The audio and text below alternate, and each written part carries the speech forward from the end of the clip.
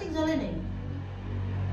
তুমি তো বললে জ্বালাতে পারবে, এবার আমি তো এইভাবে জ্বালাই, এবার তুমি এইভাবেই জ্বালাও। বন্ধুরা, মা উনুন জ্বালাতে বসেছে, আমি বলেছি উনুন জ্বালাতে পারবে না, আর আপনারা দেখুন মা পারে কি না। পারবো তো ছাড়বো।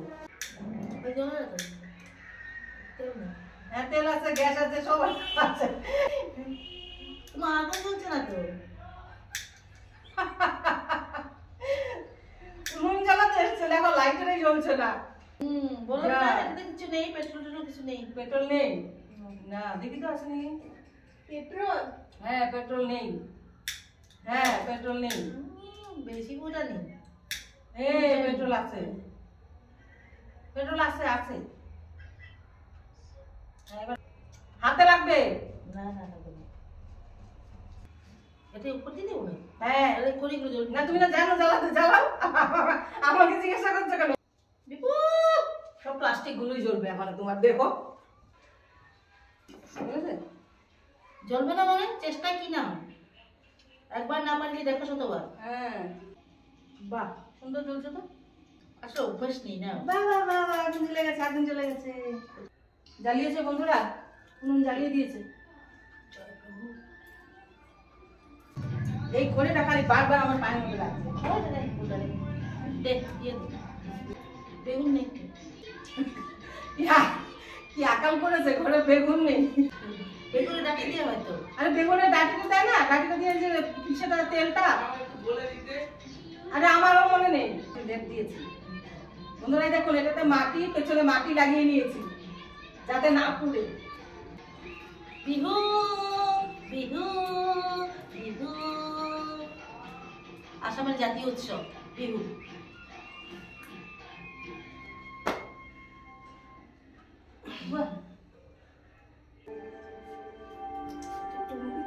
কাপড়টা দিয়ে ঝেড়ে নাও।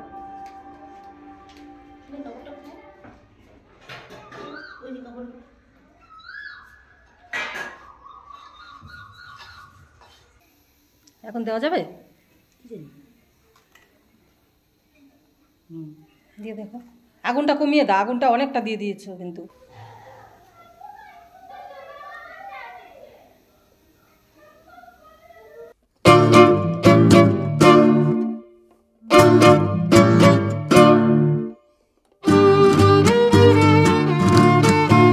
বন্ধুরা, আমাদের বেগুনের বোটা নেই, এই দেখুন অবস্থা। কাঁটা চামচ দিয়ে আলু দিয়ে। বললাম তো, ইচ্ছে থাকলে উপায় হয়। ইচ্ছে থাকলে উপায় হয়, ঠিক। আর আমাকে বৌমা বলছে আমি নাকি উনুন জ্বালাতে পারবো না। তুমি পেরেছো? পারিনি তো কি, আমি তো জ্বালিয়ে দিলাম। আরে পুরনো চালে ভাতে পারে রে। তাই নাকি? হ্যাঁ, ভাত অনেকটা হয়ে গেছে। Old is gold. এক কোটা চালে 2 কেজি ভাত। কলহ লেগেছে। কি নিয়ে কলহটা লাগলো? শাশুড়ি বৌমাতে। বউ বলছে শাশুড়ি আগুন জ্বালাতে পারবে না, শাশুড়ি বলছে ইচ্ছা থাকলে উপায় হয়। এই যে বেগুন নেই বলে আলুটা দিলাম, দিয়ে আলু দিকে ভাজা হয়ে যাচ্ছে। এবারে কি করবো? আমি বললাম আবার বুদ্ধি অ্যাপ্লাই করলাম, ওই যে ওল্ড ইজ গোল্ড, যে একটা কাঁটা চামচ নিয়ে বুটার কাজটা করি। এই যে বেগুনের বুটার কাজ। এবার আলু ভাজাটা খাবি? বেগুনের জায়গায় আলু দিয়েছে, ওটা ফ্রাই হয়ে গেছে। এবার তোকে দিয়ে দিচ্ছি, খেয়ে নে। আমার মেয়ের ফেভারিট পিঠে এটা।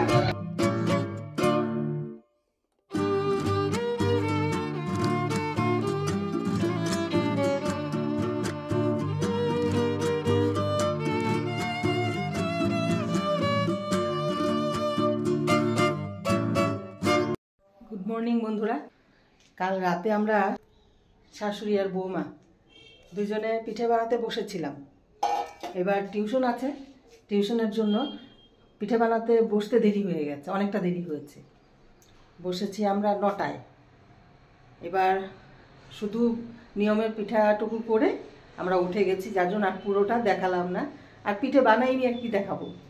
শুধু নিয়মের পিঠাটা মা বানিয়েছে, এটা নিয়ম, আমাদের সরা পুরাতে হয়। তারপর দিন আবার স্কুল, মেয়ের বাবার দুজনের স্কুল, আবার সকালে উঠতে হবে, যার জন্য ওই পিঠা বানিয়ে আর পিঠা বানাইনি। এখন বানাবো আমি পাটিসাপটা। চিতই পিঠা যেদিন বানাই, যেদিন নিয়ম, ওদিন আসামে আবার বিহু খায়। ধান কাটার পর নিচে যে গুঁড়াটা থেকে যায় ওটাকে আমরা নাড়া বলি।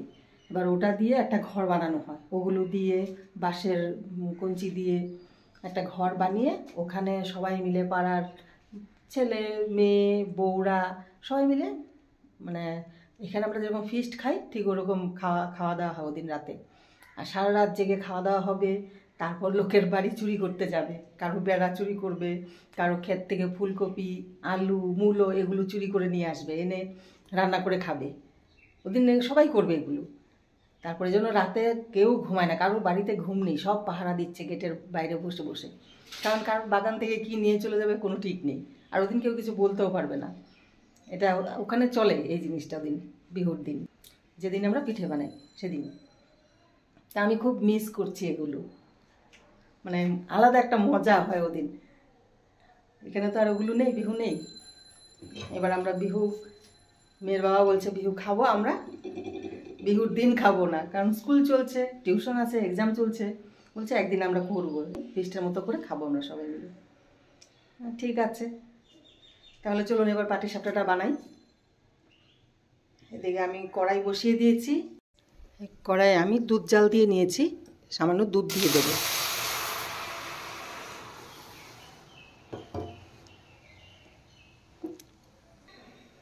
এবার দেব মিল্ক কেক। আমি দুধে এই মিল্ক কেকটা দিয়ে দেব। মিল্ক কেকটা শক্ত, যার জন্য দুধে দিলে কি হবে, নরম হবে, আর পাটিসাপটায় দিতে সুবিধা হবে। এবার আমি দুধে মিল্ক কেকটা দিয়ে ভালো করে মিশিয়ে নেব। এটা নরম হয়ে যাবে, আর এটা খেতেও ভালো লাগবে, আরও বেশি ভালো লাগবে। মিল্ক কেক দিলে তো ভালোই লাগে খেতে, খারাপ লাগে না। আর মিল্ক কেকটা যদি দুধের সাথে আর একটু এভাবে নরম করে নিই, তাহলে খেতে আরও ভালো লাগে। পুরো মিশিয়ে নিয়েছি, আর এবার একটু জাল দিয়ে নামিয়ে দেবো, একদম শুকিয়ে দেব না, আবার চাকা হয়ে যাবে বেশি জাল দিলে। এবার আমি একটু জাল দিয়ে এটা নামিয়ে দেব। এবার আমি পাটিসাপটার গোলাটা বানিয়ে নেব।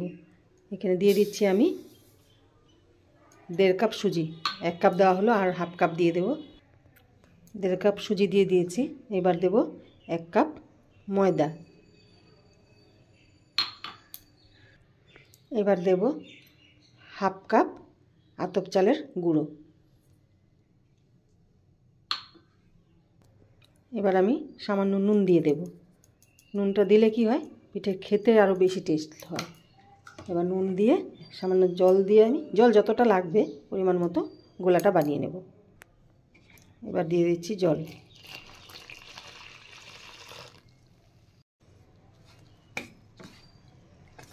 আর সুজিটা একটু ভিজতে দিতে হবে। আমি এটা মিশিয়ে গোলাটা বানিয়ে 10 মিনিট রেখে দেব। এবার দেব 1 কাপ চিনি। আমরা চিনিটা একটু কম দেব, কারণ বাড়িতে সবারই সুগার, যার জন্য চিনিটা একটু কম দিয়ে পিঠাটা বানাবো। আপনারা চিনির মাপটা বুঝে দেবেন। আমি এখানে 1 কাপ দিচ্ছি, কারণ মিষ্টিটা কম দিয়ে আমি বানাবো। এবার এটা 10 মিনিট রেখে দেব, তাহলে সুজিটাও ফুলবে আর চিনিটাও গলে যাবে। সুজিটা 10 মিনিট রেখে আমি ঘরে কিছু কাজ করে নিলাম। সুজিটা ভালো গলে গেছে। আর এদিকে আমি চাটু বসিয়ে দিয়েছি। এবার আমি তেলটা একটু মিশিয়ে দেব। বন্ধুরা হাসবেন না আপনারা, কারণ আমার বাড়িতে বেগুনের অভাব পড়েছে। আসলে বেগুন আনতে ভুলে গেছি, কাল রাতেই মা বলছিল বেগুন আনতে ভুলে গেছি। এবার কি করবা, মা আলু কেটে নিয়েছে। এবার এইভাবে পিঠেটা বানাবো। এবার আমি এটা ঘুরিয়ে নেব, কারণ এটা আমার হাত দিয়ে ঘোরাতে হবে। আর এই দেখুন ক্রিম কেকটা জাল দিয়ে নিয়েছিলাম, দেখুন কতটা টেনে গেছে। এবার আমি এটা দিয়ে দেব।